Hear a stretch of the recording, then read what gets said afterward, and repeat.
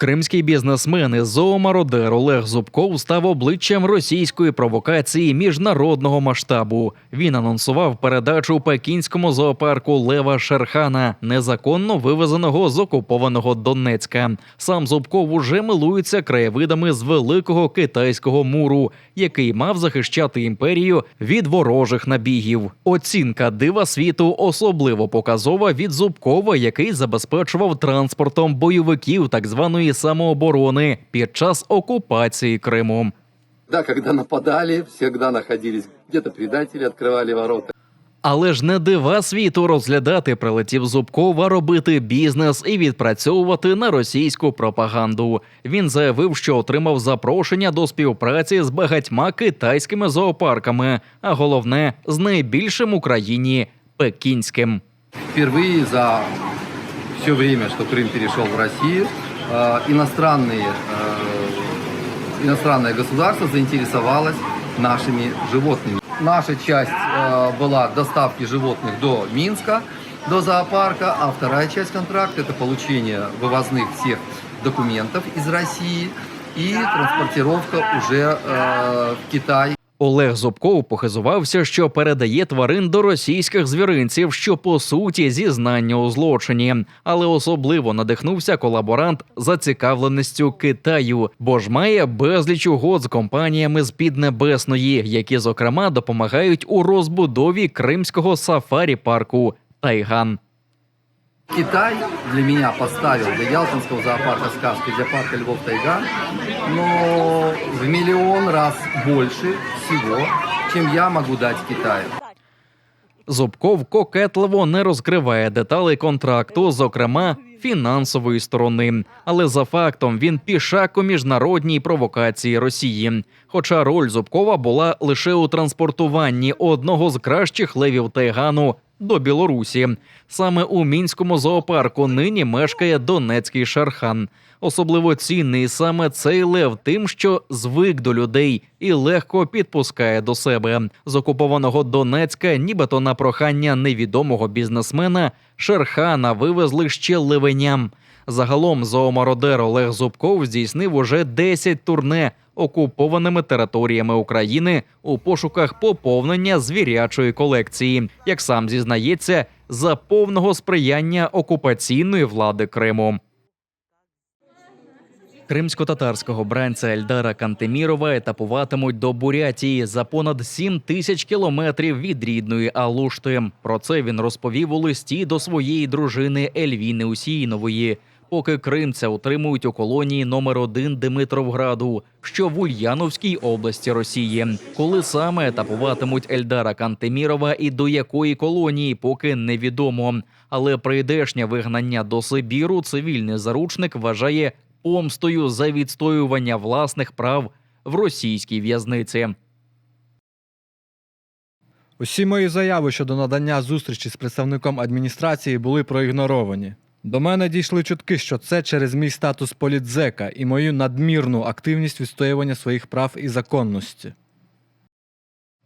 Перед тим окупаційний Верховний суд Криму відкинув скаргу Ельдара Кантемірова на неодноразове безпідставне утримання його у штрафному ізоляторі та знущання тюремників. Бранець наголошував, що його тримали у карцері за громадянство України. Поза тим, у нелюдських умовах ШІЗО у Кантемірова загострилися проблеми зі здоров'ям. З'явилися болі у попереку та защемлення спинного нерва. А усі заяви до медсанчастини ігноруються. Нагадаю, що 10 червня 2019 року ФСБ і Центр протидії екстремізму за участі ОМОНу влаштували облаву в оселях 4 кримців. В Алушті схопили 58-річного виконувача обов'язків імама місцевої мечеті Руслана Нагаєва та 42-річного підприємця Ельдара Кантемірова, який виходив на протести проти утисків та придушень кримських татар. У селі Буюк-Ламбат тоді ж затримали 57-річного Руслана Місутова та в селі Корбекуль 55-річного Лінура Халілова. Обидва були головами місцевої релігійної громади, непідконтрольної окупантам. Невдовзі бранцям присудили від 12 до 18 років у колонії суворого режиму за брехливими звинуваченнями у тероризмі.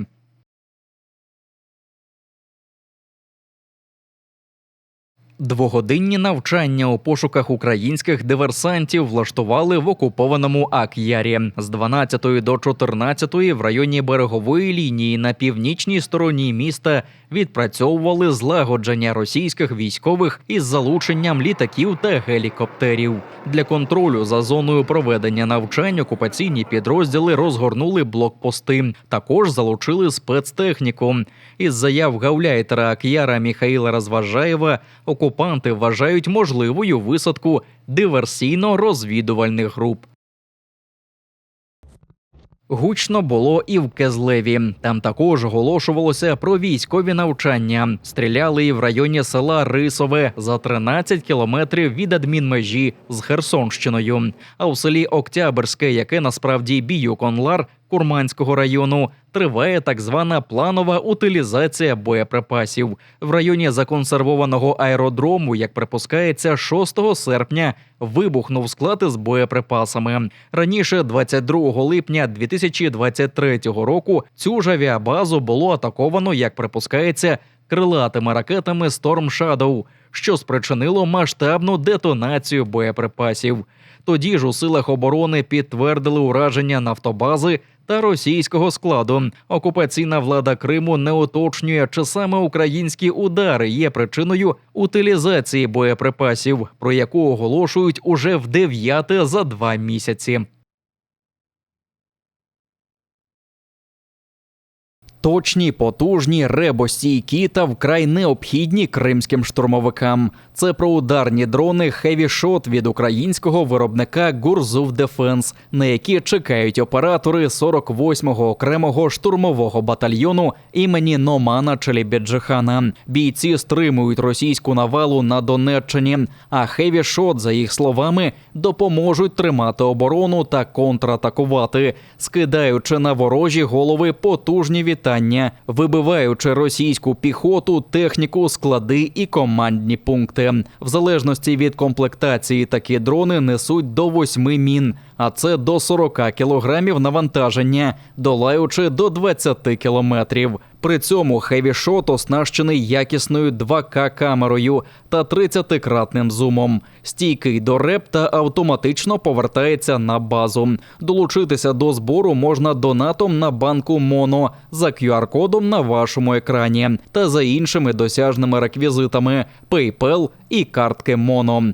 Мета амбітна – 2 мільйони 830 тисяч гривень, але разом нам це по силах. Кожна гривня – важливий внесок у підсилення 48-го окремого штурмового батальйону імені Номана Челібіджихана, а також інвестиція у визволення Криму.